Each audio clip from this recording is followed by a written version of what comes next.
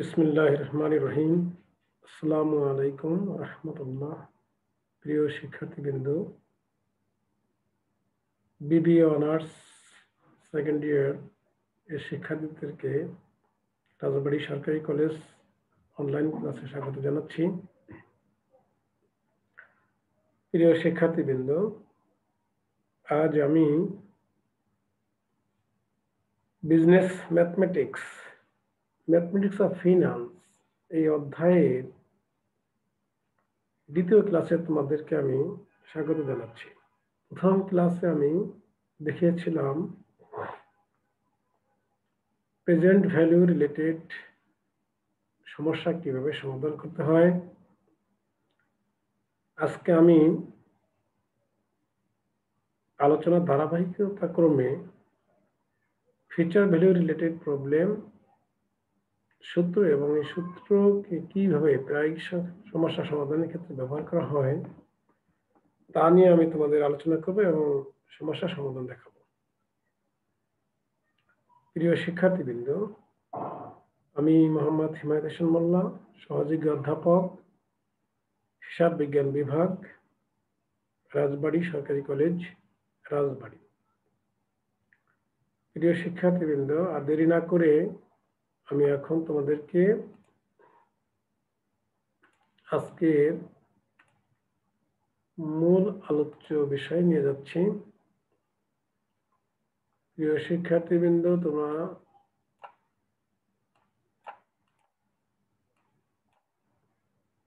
লক্ষ্য করছো future value lump sum, future value of annuity ending and future value of annuity beginning। এই যে বিষয়গুলো লক্ষ্য করা যাচ্ছে যে ম্যাথমেটিক্স অফ ফিনান্স এই অধ্যায়টা তোমরা ফার্স্ট ইয়ারে প্রিন্সিপালস অফ ফিনান্স এই টাইম বিল অফ মানি যে অধ্যায় শিখেছ তারই পুনরাবৃত্তি। কাজেই আমরা সেই টেকনিক এবং সেই সূত্রগুলো এখানে ব্যবহার করব। তো এখানে আমি future value of lump sum, future value of annuity ending and future value of annuity beginning এই সমস্যাগুলো সমাধান করার জন্য যে সমস্ত সূত্র ব্যবহার করা হয় তা আমি প্রায়োগিক সমস্যা এখানে দাঁড় করিয়ে তার সমাধান করার ক্ষেত্রে এই সূত্রগুলো আমি প্রয়োগ করব। আশা করি তোমরা খুব সহজেই বুঝতে পারবে। তো তোমরা এখন খাতা, কলম, স্কেল এবং ক্যালকুলেটর নিয়ে আমার সাথে অনলাইনে যুক্ত হও। আশা করি তোমরা উপকৃত হবে। প্রিয় শিক্ষার্থীবৃন্দ, প্রথমেই আমরা দেখব ফিউচার ভ্যালু অফ লাম্প সাম। এই বিষয়টি কি আমরা প্রথমে আলোচনা করব। আলোচনা করার শুরুতে আমরা দেখব যে ফিউচার ভ্যালু অফ লাম্প সাম এটার জন্য কি সূত্র ব্যবহার করা হয়। এই সূত্র নিয়ে ইতিপূর্বে আমি কথা বলেছি, অর্থাৎ F V equal to P V into 1 plus i to the power N, এই সূত্রটি ব্যবহার করা হবে। তো এই সূত্র তোমরা আগেই শিখেছো। এখন আমরা একটা প্রায়োগিক সমস্যা নিই, যে সমস্যাটি সমাধানের মাধ্যমে আমি তোমাদের এই বিষয়টি বোঝানোর চেষ্টা করব। তো প্রিয় শিক্ষার্থীবৃন্দ, দেখো তোমরা, your father has promised to give you টাকা 1 lakh in cash on your 25th birthday for a foreign tour. Today is your 16th birthday. If he decides to invest a lump sum in the account after 1 year and let it compound 8% annually, how much will the lump sum be? তো প্রিয় শিক্ষার্থীবৃন্দ, আমরা যদি এটাকে ব্যাখ্যা করি তাহলে দেখা যায় যে তোমার পিতা তোমার 25তম জন্মদিনে বিদেশে সফরের জন্য বা ভ্রমণের জন্য তোমাকে 1 লক্ষ টাকা দেবে। আজ যদি তোমার 16তম জন্মবার্ষিকী হয়, তাহলে if he decides to invest, এবং যদি সে এই লামসাম মানে হলো এককালীন এই টাকা ব্যাংকে জমা করতে চায়,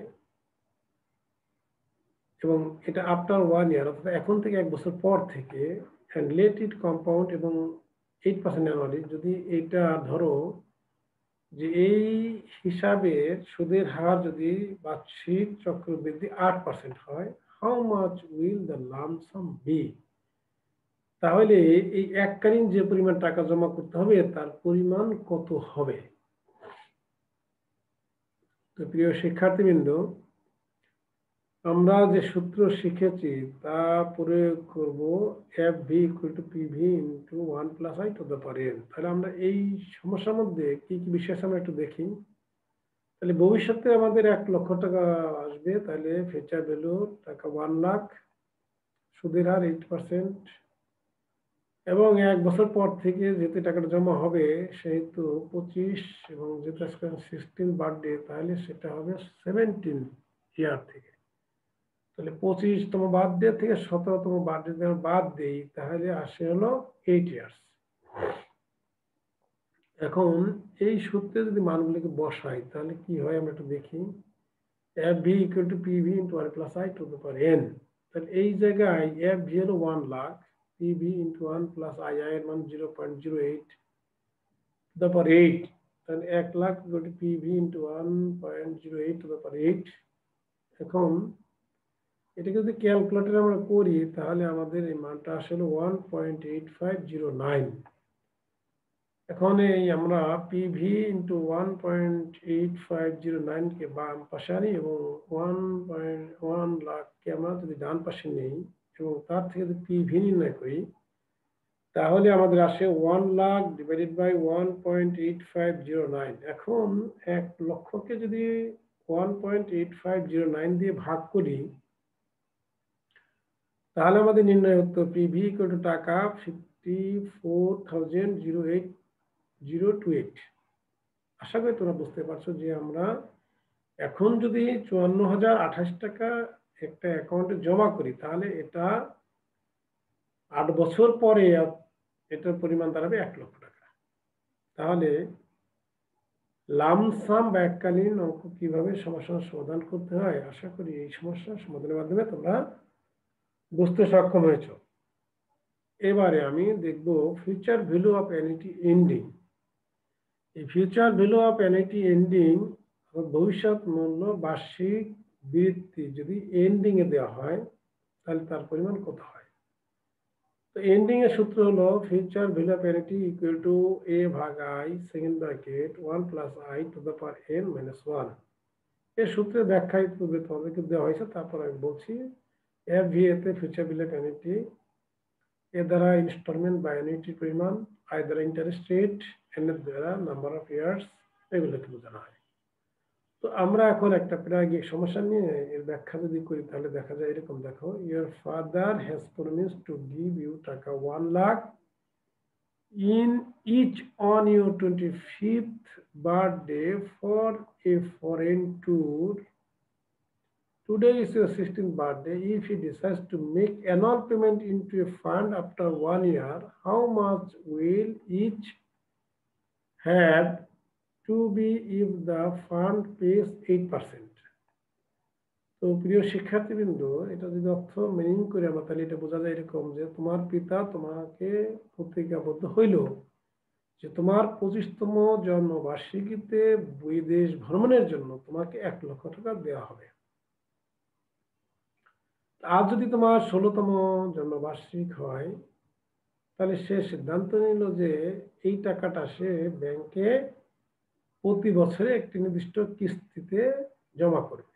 how much will each have to be if the fund pays 8%? যদি এই ফান্ডে সুদের হার 8% হয় তাহলে এই কিস্তির পরিমাণ কত হবে। তো আমরা যদি এখানে এই তথ্যগুলোকে সাজাই তাহলে এইভাবে হয়। Here F V equal to টাকা 1 lakh, I 8% equal to 0.08, n equal to 9 years, কারণ 25 বছর থেকে যদি এই 16 বছর বাদ দেওয়া যায় তাহলে 9 ইয়ার্স হয়। তাহলে এ হট। এখন প্রশ্ন আসছে যে এই যে এখানে একটা কথা বলছে আফটার 1 ইয়ার, এই আফটার 1 ইয়ার দ্বারা বোঝানো হয় অ্যানুইটির ক্ষেত্রে হলো বছরের শেষে কিস্তি দেওয়া হয়।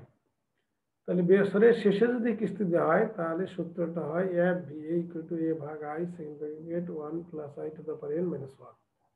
এখন এই সূত্রে যদি আমরা এই মানগুলো বসাই তাহলে এফ ভি এ 1 লাখ সমান এ ডিভাইড বাই আই এর মান 0.08 1 প্লাস 0.08 এর মান 9 ইয়ার্স হয়। তাহলে এটাকে যদি আমি ক্যালকুলেট করি তাহলে আমাদের 1.08 টু দ্য পাওয়ার 9 এটাকে আমরা করলে আসে হলো 0.9990।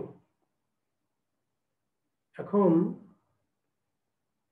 এর থেকে যদি আমরা অর্থাৎ এই যে 8,000 যে আসলো কিভাবে আসলো, যে 1 লাখ ইন্টু 0.08 এটা যদি গুণ করি তাহলে 8,000 হয়।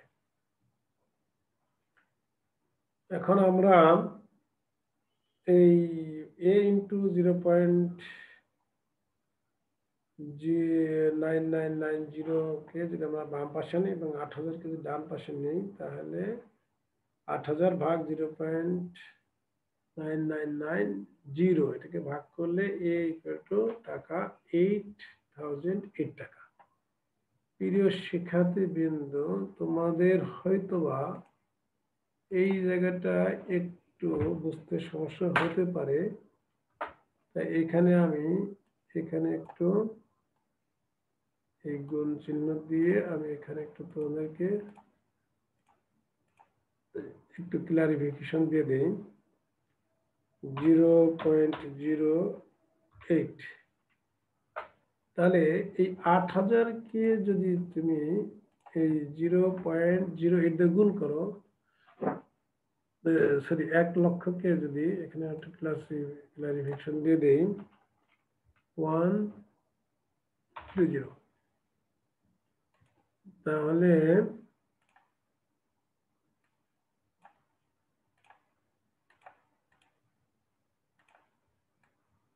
এই এখন এই 1 লক্ষকে যদি 0.008 দিয়ে দেয় তাহলে 8,000 হয়।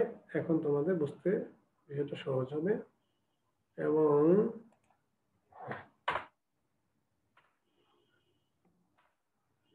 এখন দেখো তাহলে বিষয়টা এখন বুঝতে সক্ষম হয়েছ যে কিভাবে 8,000 টাকা আসলো। তো এখন এটার ক্যালকুলেশন আশা করি বুঝতে পারছো এবং এখানে ইনস্টলমেন্টের পরিমাণ দাঁড়াবে 8,008 টাকা। তো প্রিয় শিক্ষার্থীবৃন্দ, যদি ইনস্টলমেন্টের পরিমাণ দেওয়া থাকে এবং সেটা যদি বছরের শেষে হয় তাহলে কিভাবে সূত্র প্রয়োগ করতে হয় এবং তা সমাধান করতে তা তোমরা এই গাণিতিক সমস্যার সমাধান করে বুঝতে সক্ষম হয়েছে। এখন আমরা দেখব future value of annuity beginning, অর্থাৎ যদি কিস্তির পরিমাণ বিগিনিং অর্থাৎ বছরের শুরুতে বা পিরিয়ডের শুরুতে দেওয়া থাকে তাহলে তার সমাধান কিভাবে করতে হয় এখন আমরা সেটা দেখব। তো এইটা বিগিনিং এর ক্ষেত্রে যে সূত্র ব্যবহার করে তা তোমরা ইতিপূর্বে দেখেছো, F V A equal to A ভাগ i 1 plus i second bracket 1 plus i to the power n minus 1। তাহলে এই সূত্রটা আমাদের এখন প্রয়োগ করতে হবে। তো আমরা একটা সমস্যা দেখি।